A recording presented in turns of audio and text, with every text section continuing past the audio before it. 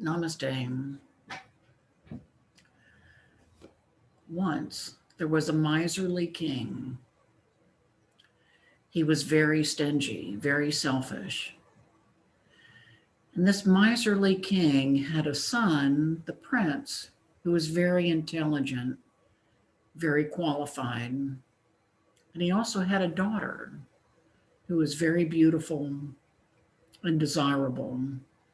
But the king was so miserly and also selfish that he neglected his role of father to the daughter and righteous king to his son, the prince. He was not even ruling the kingdom very well because he was so miserly.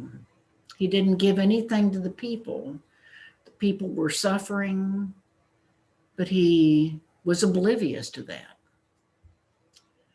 So his son, the prince, decided that he had to take drastic action, and he realized that he would have to depose his father and take over in order to save the kingdom and also to save the people of the kingdom. But he was also concerned about his sister. She was getting older and older, and their father had done nothing to secure her a good marriage. And the son knew that his sister was about to elope with the captain of the palace guard, which she was doing out of desperation, fearing that she would never be married if things continued. So right at this time, there came to the city two performers, two artists, a man and his wife who were actors. And in the Indian tradition, acting also was a combination of dancing, singing, and acting. So, and these were two very skilled performers, and the city was fortunate to have them there. So all of the city turned out to watch their performances, these two skilled performers. So they were there for quite a long period. That's how it was done back then. You didn't just, come in for the night and leave, because you had to set up the stage and it was very elaborate. So they had been there for quite some time. And every night after every performance, the people would look to the king to see what the king did. And because the king was so miserly and selfish, he never offered anything to the performers after their performance. So finally, it was the very last performance, and they would be packing everything up and going on to the next sitting. And the wife, she was so discouraged because they had received nothing. Because if the king gave nothing, then the people gave nothing. So it was the last night of the performance, and during the performance, she began to falter because she was so depressed and discouraged. And her husband whispered to her, "Don't slacken now. So much time has passed, so little time is left."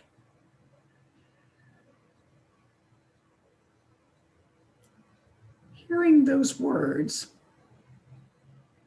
the prince took off his ring, which signified that he was the prince, and he threw it onto the stage. The princess took off this beautiful and valuable necklace, virtually the only valuable thing she owned. She took it off and she threw it on the stage. And in the audience was a yogi. And he took his only possession, his shawl, took it off, and he threw it on the stage. And the king saw this, and he was astounded. Why did they do that? So afterward, after the performance, he called for the prince to come to him and explain, why did you throw your ring on the stage? And the son confessed, the prince confessed, "Father, I've waited for years to become the king. For many years past, you should have retired and made me the king. Now our kingdom is suffering. The people are suffering. So to tell you the truth, Father, tonight I had planned to overthrow you and take your place. But when I heard the words of the actor, I decided to wait. I know that you will soon die, and then I will become king without having committed some evil deed. And the king was astounded to hear this, astounded. Then he called his daughter, the princess, to him, and he said, "My daughter, tell me, why did you throw your necklace upon the stage?" She said, "Oh, father, so many years have gone by. You should have arranged my marriage a long time ago. I had become so desperate to be married that I was going to elope tonight with the captain of the guard. And when I heard the words of the actor to his wife, 'Don't slacken now. So much time has passed, so little time is left,' I decided to wait because I know that one day you will die. My brother will become king, and he will arrange for me a suitable marriage." And the king, again, he was astounded to hear this. So finally, he called the yogi in. "Why did you throw your shawl upon the stage?" The yogi said, "All of these years I've been practicing yoga, and I've not become enlightened. And I'd become discouraged. I decided just to stop. But when I heard the words of the actor to his wife, 'So much time has passed, so little time is left. Don't slacken now,' I understood not to give up."